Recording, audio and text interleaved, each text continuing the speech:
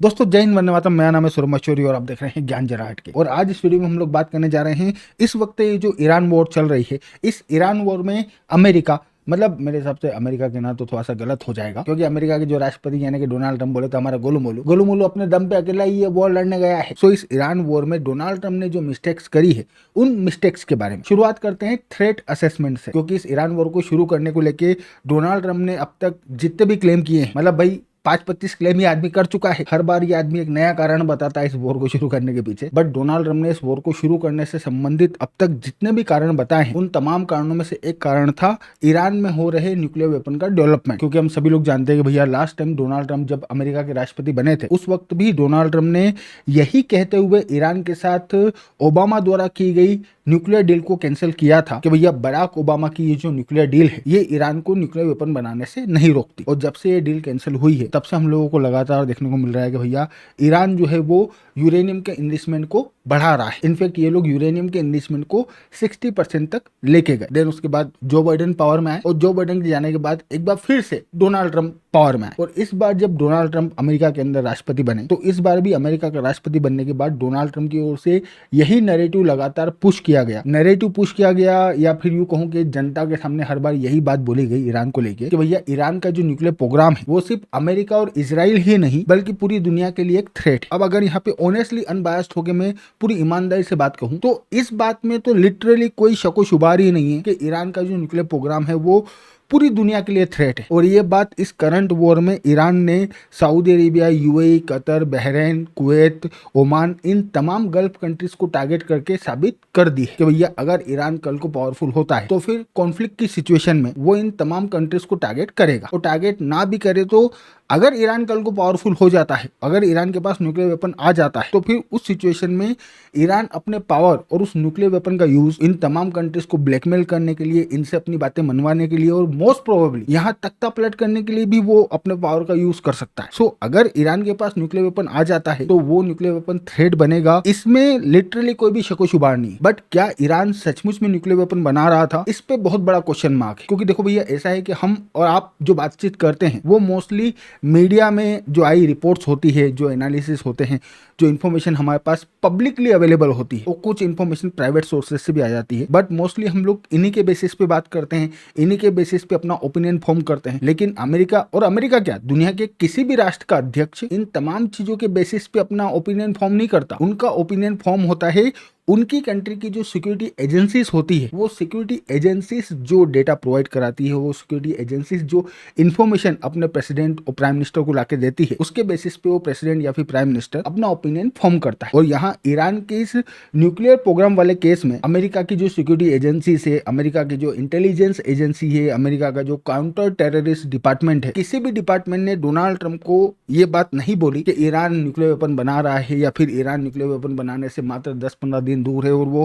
किसी भी वक्त न्यूक्लियर वेपन बना लेगा। इस टाइप की कोई भी इंफॉर्मेशन इनमें से किसी के भी पास नहीं थी, और इस टाइप की इंफॉर्मेशन इन लोगों ने डोनाल्ड ट्रम्प को तो कतई नहीं दी। और पहले ये बात हम लोगों को मीडिया के माध्यम से पता चल रही थी, लेकिन हाल ही में एक तो जो केंट ने जो रेजिग्नेशन दिया है, प्लस तुलसी गब्बेल की सेनेट के सामने जो हियरिंग हुई है, उसमें इन लोगों ने ये बात कबूल करी है कि स्टेट डिपार्टमेंट की ओर से, पेंटागन की ओर से, CIA की ओर से, अमेरिका के सिक्योरिटी से संबंधित किसी भी डिपार्टमेंट की ओर से डोनाल्ड ट्रम्प को इस तरीके का कोई भी इंटेल नहीं दिया गया। सो डोनाल्ड ट्रम्प के पास अब ये इंटेल कहां से आया, ये बात तो ऑब्वियस सी बात है, हमें से किसको नहीं पता। लेकिन एक थ्रेट के फेक असेसमेंट के बेसिस पे, और हाँ यहाँ पे अगेन ये बात मैं क्लियर कर दूं कि ईरान अगर न्यूक्लियर वेपन बनाता है तो वो न्यूक्लियर वेपन्स अमेरिका, इजराइल और ग्लोबल सिक्योरिटी के लिए थ्रेट क्रिएट करेंगे। ये असेसमेंट सही है और सभी ने दिया है। बट ईरान न्यूक्लियर वेपन बना रहा है, न्यूक्लियर वेपन के ऊपर काम कर रहा है, ये असेसमेंट कहीं से भी नहीं निकल के आया। सो न्यूक्लियर वेपन के फेक थ्रेट के असेसमेंट पे डोनाल्ड ट्रम्प ने वॉर शुरू करी, जिसकी वजह से यूएसए की जो इंटेलिजेंस कम्युनिटी है, वहां से डोनाल्ड ट्रम्प को सपोर्ट नहीं। सेकेंड, ईरान की जो इस्लामिक रिजीम है, इसके पास ईरान के अंदर कितना सपोर्ट है, और ईरान के लोग ईरान की इस इस्लामिक रिजीम से कितनी नफरत करते हैं, इसको लेके भी डोनाल्ड ट्रम्प ने जो कैलकुलेशन करी, जो जजमेंट लगाया, वो पूरी तरीके से गलत साबित हुआ। क्योंकि देखो ऐसा है कि इस बात में कोई शको शुबार ही नहीं है कि अमेरिका वालों ने ईरान के ऊपर जो सैंक्शंस लगा रखे हैं इतने सालों से, स्पेशली डोनाल्ड ट्रम्प ने जो क्रिपलिंग सैंक्शंस लगाए हैं, उसके बाद में ईरान की जो अर्थव्यवस्था है उसका सत्यानाश हुआ पड़ा है। इनके पास पैसे कौड़ी नहीं है, और ईरान के अंदर आम लोगों की आर्थिक स्थिति खराब है। प्लस हाल ही में ईरान के अंदर जो प्रदर्शन प्रदर्शन हुए उसमें अच्छी खासी तादाद में लोग निकल के आए थे और ईरान की गवर्नमेंट ने उन प्रदर्शनों को दबाने के लिए अच्छी खासी तादाद में लोगों को निपटाया भी। ये बात 100% सच है। बट इन प्रदर्शनकारियों को देख के डोनाल्ड ट्रंप ने ये जो अंदाजा लगाया कि भाई ईरान के अंदर पूरी तरीके से एंटी रिजिम माहौल है, लगभग 80 से 90% लोग ईरान के इस इस्लामिक रिजिम से नफरत करते हैं, इसे उखाड़ के फेंकना चाहते हैं। ईरान के अंदर ईरान के रिजिम के सपोर्ट को लेकर डोनाल्ड ट्रंप का ये जो अंदाजा था, ये अंदाजा पूरी तरीके से गलत साबित हुआ। क्योंकि अगर वाकई में ईरान के अंदर ईरान के रिजिम के पास जमीन पे लोगों का सपोर्ट नहीं होता तो जिस तरीके से इराक के अंदर जब अमेरिकन आर्मी घुसी थी और जिस तरीके से अमेरिकन आर्मी के उतरने के इमीडिएट बाद हम लोगों को इराक के अंदर सद्दाम हुसैन के खिलाफ लोग खड़े होते हुए नजर आए थे और इमीडिएटली गवर्नमेंट में फैक्शंस हम लोगों को दिखने लगे थे और लगभग ठीक ऐसा ही हम लोगों को सीरिया में भी देखने को मिला। अब सीरिया का केस थोड़ा सा अलग इस वजह से है क्योंकि वहां पे बशर अल असद को रशिया और ईरान दोनों ही फुल सपोर्ट दे रहे थे। बट सीरिया के अंदर भी सीरिया की आर्मी में दो फाड़ तो हो ही गई थी, सिविल वॉर भी शुरू हो गई थी। सो डोनाल्ड ट्रंप को यही लगा कि भाई जब 80-90% लोग ईरान के अंदर इस रिजिम को सपोर्ट नहीं करते, इसको उखाड़ के फेंकना चाहते हैं, तो जैसे ही अपन लोग बमबारी शुरू करेंगे वैसे ही हमको जमीन पे भी लोग मुंह होते हुए नजर आ जाएंगे, लोग सड़कों पे उतर जाएंगे, इनको उखाड़ फेंकने की कोशिश करेंगे। लेकिन ऐसा हम लोगों को होते हुए नजर नहीं आया। सो डोनाल्ड ट्रंप का ये असेसमेंट बहुत बुरी तरीके से फेल हुआ, जिसकी वजह से लॉन्ग टर्म प्लानिंग में इफेक्ट आया क्योंकि इन लोगों के हमले के बाद में ईरान के अंदर लोग सड़क पे उतर जाएंगे, इस रिजिम के खिलाफ प्रदर्शन शुरू कर देंगे, इनको दौड़ा दौड़ा के मारेंगे, उखाड़ के फेंक देंगे। इस बात को लेकर डोनाल्ड ट्रंप इतने ज्यादा श्योर थे कि उन्होंने इसके आगे का सोचा ही नहीं। इनके दिमाग में ये बात आई ही नहीं कि अगर ऐसा नहीं हुआ तो क्या करना है। इनके पास नेक्स्ट प्लान रेडी ही नहीं था। सो अब क्योंकि इन लोगों के पास नेक्स्ट प्लान रेडी ही नहीं था, इस वजह से जब ये वाकई में हुआ, मतलब कि खोमेनी की मौत के बाद में भी जब इस्लामिक रिजिम जो है वो नहीं गिरी, तब इनको समझ में नहीं आया कि भाई अब यहाँ से आगे क्या करें। अब डेफिनेटली ये लोग ईरान की नेवी को तबाह कर चुके हैं, एयरफोर्स को तबाह कर चुके हैं, अलग अलग मिलिट्री साइट्स के ऊपर जाके बम गिरा रहे हैं, लेकिन ईरान के अंदर रिजिम चेंज करना जो मेन ऑब्जेक्टिव था वो ना तो पूरा हुआ और ना ही इस वक्त पूरा होते हुए नजर आ रहा है। सो डोनाल्ड ट्रंप ने ईरान की इस इस्लामिक रिजिम को लेकर ईरान के अंदर कितना सपोर्ट है इसको लेके जो असेसमेंट किया था वो असेसमेंट पूरी तरीके से गलत साबित हुआ। थर्ड, अमेरिका की जो जनता है, अमेरिका के जो पॉलिटिशियंस है, अमेरिका के दुनिया में जो एलाय हैं, प्लस ये जो ग्लोबल कम्युनिटी है, इसको ये वॉर शुरू करने से पहले वॉर नहीं बेचना। क्योंकि देखो भैया ऐसा है कि जॉर्ज डब्ल्यू बुश को चाहे आप कितना ही भला बुरा कह लो और चाहे कितनी भी गाली बक लो, भले ही आप इस आदमी को मॉन्स्टर बोलो, लेकिन इस बात में कोई शको शुबा नहीं है कि जॉर्ज डब्ल्यू बुश ने जब इराक और अफगानिस्तान के खिलाफ वॉर शुरू करी तो उस वॉर को शुरू करने से पहले जॉर्ज डब्ल्यू बुश ने सबसे पहले अपने देश की जनता को ये वॉर बेची, अमेरिका के अंदर जो पॉलिटिशियंस थे उनको ये वॉर बेची, दुनिया में अमेरिका के जो एलाय हैं उन एलायंस को कॉन्फिडेंस में लिया और ये जो ग्लोबल कम्युनिटी है, ग्लोबल कम्युनिटी को भी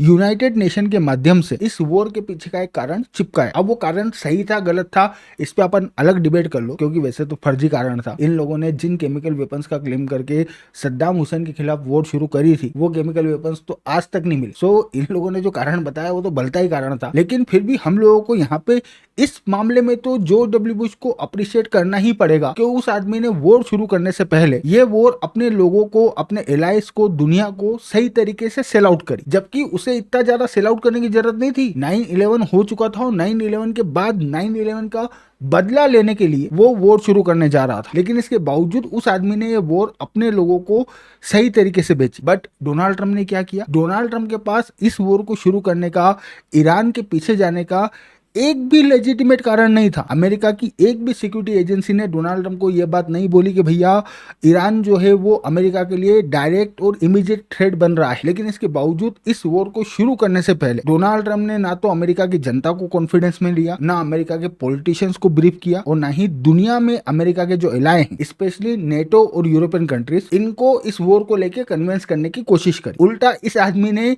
इस वॉर के ठीक पहले पूरी दुनिया में अमेरिका के जितने भी एलाय हैं, पार्टनर सबके साथ में ट्रेड वॉर शुरू कर रखी थी। यह आदमी अपने ही एलायंस को व्हाइट हाउस में बुला के उन्हें जलील कर रहा था, सोशल मीडिया पे उनके खिलाफ भलते भलते कमेंट पास कर रहा था, जो ऑब्वियस सी बात है डोनाल्ड ट्रंप का एक बहुत गलत कदम था। क्योंकि आज जब इस वॉर में डोनाल्ड ट्रंप ऑब्वियस सी बात है अटक गई है गाड़ी। तो आज इस गाड़ी के अटकने के बाद में ना तो अमेरिका के अंदर अमेरिका की जनता के बीच में इस वॉर को लेकर डोनाल्ड ट्रंप के पास सपोर्ट है, ना पॉलिटिशियन सपोर्ट कर रहे हैं। डोनाल्ड ट्रंप की अपनी जो पॉलिटिकल पार्टी यानी कि रिपब्लिकन पार्टी, ठीक है इनिशियल लेवल पे उन्होंने डोनाल्ड ट्रंप को सपोर्ट कर दिया, लेकिन ये जो ट्रूप्स उतारने वाली बात अब निकल के आ रही है इस पे तो रिपब्लिकन पार्टी के अंदर भी दो फाड़ हो गई है। सब लोग खुल के डोनाल्ड ट्रंप के सपोर्ट में नहीं आ रहे और दुनिया में अमेरिका के जो एलाय हैं वो भी भगते फिर रहे हैं, वो भी आनाकानी कर रहे हैं। सो ये डोनाल्ड ट्रंप की सबसे बड़ी मिस्टेक थी। देन क्लियर कट गोल ना होना, भाई रिजिम चेंज वाला मैं आपको बता ही चुका हूँ कि वो गोल इन लोगों का फेल हो गया। तो अब जब वो गोल फेल हो गया तो उसके बाद में इनके पास आज की तारीख में ईरान के अंदर कोई गोल ही नहीं है। मतलब आप अगर किसी वॉर को शुरू कर रहे हो तो आपको एक गोल तो सेट करना पड़ेगा ना वॉर शुरू करने से पहले, कि भाई जिस दिन अपन इस गोल को अचीव कर लेंगे उस दिन अपन इस वॉर में अपनी जीत मानते हुए इस वॉर से एग्जिट हो जाएंगे। लेकिन डोनाल्ड ट्रंप की ओर से इस वॉर के अंदर इस टाइप का कोई भी गोल सेट नहीं किया गया, और क्योंकि गोल सेट नहीं है इस वजह से अब किस चीज को आप जीत बता के एग्जिट हो गए, ये डोनाल्ड ट्रंप के सामने सबसे बड़ी मुसीबत है। देन इसके बाद इस पूरी की पूरी वॉर में डोनाल्ड ट्रंप की सबसे बड़ी मिस्टेक है ईरान किस तरीके से रिस्पॉन्ड करेगा इसका फेयर असेसमेंट नहीं करना। और इसको तो डोनाल्ड ट्रंप खुद कैमरे के सामने मीडिया के बीच में पब्लिकली एक्सेप्ट भी कर चुके हैं। डोनाल्ड ट्रंप ने खुद ने यह बात बोली है कि भाई हम में से किसी को भी इस बात का अंदाजा नहीं था कि भाई जब यहाँ पे वॉर शुरू होगी तो ईरान जो है वो अपनी नेबरिंग कंट्रीज के ऊपर हमला करेगा और ये स्ट्रेट ऑफ हॉर्मुज को ब्लॉक करेगा। अब देखो ऐसा है कि यहाँ पे झूठ नहीं बोलूंगा, दुनिया में जितने भी जियोपॉलिटिकल एक्सपर्ट्स हैं लगभग 95% जियोपॉलिटिकल एक्सपर्ट्स का ये असेसमेंट था कि भाई वॉर शुरू होने की सिचुएशन में ईरान इन तमाम गल्फ कंट्रीज में अमेरिका के जो मिलिट्री बेसेस है उनको टारगेट करेगा, लेकिन ईरान इन गल्फ कंट्रीज के इंफ्रास्ट्रक्चर को टारगेट करेगा। ये मेजोरिटी एक्सपर्ट्स ने वाकई में नहीं सोचा था। सो ये वाले पॉइंट पे तो मैं चलो ठीक है डोनाल्ड ट्रंप की बात एक्सेप्ट कर लेता हूँ कि ये तो बिल्कुल आउट ऑफ सिलेबस आया, लेकिन स्ट्रेट ऑफ हॉर्मुज भाई साहब आज से नहीं पिछले 1-2 साल से, मतलब कि जब से ये मामला चल रहा है कि भाई कहीं ईरान और इजराइल के बीच में वॉर शुरू ना हो जाए, तब से शायद ही दुनिया का कोई जियोपॉलिटिकल एक्सपर्ट होगा, शायद ही दुनिया का कोई मीडिया चैनल होगा जिसने इस बारे में बात ना करी हो कि भैया ईरान जो है वो स्ट्रेट ऑफ हॉर्मुज को क्लोज करने की कोशिश करेगा। हर आदमी को पता था कि ये होगा। फिर डोनाल्ड ट्रंप ये बात कैसे कह सकते हैं कि भाई इन लोगों को इस बात का अंदाजा नहीं था। और अगर वाकई में आपको अंदाजा नहीं था, वाकई में आपको किसी ने ये बात नहीं बताई, मतलब कि डोनाल्ड ट्रंप के किसी भी एडवाइजर ने अगर डोनाल्ड ट्रंप को इस चीज को लेके एडवाइस नहीं दी, इस खतरे को लेके आगाह नहीं किया, तो सबसे पहले तो जितने एडवाइजर है तमाम लोगों को लात मार के निकालो, क्योंकि ये तो बिल्कुल ऑब्वियस था कि ईरान इस वॉर में अपर हैंड हासिल करने के लिए, इनफैक्ट मैंने आप लोगों के लिए जो वीडियो बनाया था जिसका टाइटल था लास्ट कोशिश, उसमें तक मैंने आप लोगों को बोला था कि अगर यहाँ पे कल वॉर शुरू होगी तो सबसे पहले ये स्ट्रेट ऑफ हॉर्मुज को टारगेट करेंगे ईरान वाले, इनका प्लान ही यही है। सो सबको पता था, लेकिन डोनाल्ड ट्रंप बोले कि मेरे को नहीं पता था। तो अगर नहीं पता था तो ये आपकी सबसे बड़ी मिस्टेक है। देन ये जो ड्रोन वाला इशू है इसका भी इन लोगों ने फेयर असेसमेंट नहीं किया, जबकि इसके बारे में इन लोगों को पता होना चाहिए था, क्योंकि भैया इस यूक्रेन रशिया वॉर में रशिया की ओर से यूक्रेन के अंदर जितने भी ड्रोन्स फायर किए जा रहे हैं उनमें से मेजोरिटी ड्रोन्स ईरान वालों ने सप्लाई किए। सो जब यूक्रेन में वॉर लड़ने के लिए ईरान रशिया वालों को ड्रोन सप्लाई कर रहा है और जो इम्पैक्टफुल है, जिनका इम्पैक्ट यूक्रेन वॉर में साफ साफ देखने को मिल रहा है, तो जब ईरान खुद वॉर में जाएगा तो वो इन ड्रोन्स का यूज काहे के लिए नहीं करेगा, और वही ईरान ने किया। लेकिन डोनाल्ड ट्रंप की ओर से ये जो ईरान का फायर पावर है, इसमें ईरान की एयरफोर्स का, ईरान की नेवी का, ईरान का जो मिसाइल से संबंधित फायर पावर है उसका तक इन लोगों ने असेसमेंट किया, लेकिन ड्रोन्स को इन लोगों ने सीरियस थॉट नहीं दी। और आज की तारीख में ड्रोन ही इन लोगों के लिए सबसे बड़ी मुसीबत बने हुए हैं। मिडिल ईस्ट की इन तमाम कंट्रीज में अमेरिका वालों ने जो अपने एयर डिफेंस सिस्टम्स डिप्लॉय कर रखे थे, इन एयर डिफेंस सिस्टम की ये जो इंटरसेप्टर मिसाइलें खत्म हुई है, इनके खत्म होने के पीछे का सबसे बड़ा कारण ये ड्रोन है, क्योंकि इन ड्रोन्स को मारने में मेजोरिटी मिसाइलें खर्च हो गई। सो ये एक और मिस्टेक है जो कि डोनाल्ड ट्रंप ने इस वॉर के अंदर करी है। And last but not least oil की प्राइस, जिसको लेके मेरे सबसे आश्चर्य नहीं होना चाहिए, क्योंकि जब इस आदमी ने स्ट्रेट ऑफ हॉर्मुज को लेके ही नहीं सोचा था कि ये बंद होगी, तो फिर ऑयल के प्राइस को लेके सोचने का तो सवाल ही पैदा नहीं होता। इस वजह से इन्होंने सोचा ही नहीं कि इस वॉर के शुरू होने के बाद में ऑयल के प्राइस पे इसका मेजर इंपैक्ट आएगा। बट क्योंकि ईरान वालों ने स्ट्रेट ऑफ हॉर्मुज को टारगेट कर दिया और क्योंकि ऑयल के प्राइस के ऊपर इसका इंपैक्ट आ रहा है, इस वजह से अमेरिका के अंदर से भी डोनाल्ड ट्रंप के ऊपर दबाव है और ग्लोबल लेवल पे भी डोनाल्ड ट्रंप के ऊपर इस ऑयल के प्राइस को लेकर दबाव क्रिएट हो रहा है। इनफैक्ट आज की तारीख में इस वॉर में डोनाल्ड ट्रंप के सामने सबसे बड़ी मुसीबत यही है कि ये इस स्ट्रेट ऑफ हॉर्मुज को कैसे फ्रीली चालू करवाए। प्लस इसके अलावा हम लोगों को ये बात और नहीं भूलना चाहिए कि डोनाल्ड ट्रंप को शायद इस बात का अंदाजा नहीं था कि ईरान के अंदर डोनाल्ड ट्रंप ये जो वॉर लड़ने जा रहे हैं, इसमें ईरान के पास रिस्पॉन्ड करने के लिए बिल्कुल फ्री हैंड होगा, क्योंकि ईरान वालों के पास अब लूज करने के लिए कुछ भी नहीं है। But Donald Trump Trump free hand के साथ में ईरान के खिलाफ इस वॉर को नहीं लड़ पाएंगे, क्योंकि गल्फ कंट्रीज ने एक तो अमेरिका को अपने मिलिट्री बेसिस का यूज करने के लिए मना कर रखा है, प्लस ये लोग ईरान के अंदर मलेशियास का यूज भी नहीं कर सकते, क्योंकि अगर मलेशिया का यूज करते हैं तो फिर उस सिचुएशन में ईरान के टुकड़े होने के चांसेस बनते हैं। ईरान के अंदर ये लोग इंफ्रास्ट्रक्चर को भी टारगेट नहीं कर सकते, क्योंकि ईरान की जो पब्लिक है जो कि इस इस्लामिक रिजिम को सपोर्ट नहीं करती, वो भी ईरान से तो प्यार करती ही है, और ईरान का ये जो इंफ्रास्ट्रक्चर है ये उनके लिए भी असेट्स ही है। इनफैक्ट हमारे राजा पहलवी का जो छोरा है जो कि किंग बनने के सपने देख रहा है, उसने भी यही बोला है कि भैया ईरान का जो पब्लिक इंफ्रास्ट्रक्चर है उसको टारगेट नहीं किया जाना चाहिए, क्योंकि वो ईरान के लोगों की एसेट है। प्लस डोनाल्ड ट्रंप ईरान के एनर्जी इंफ्रास्ट्रक्चर को भी टारगेट नहीं कर सकते। सो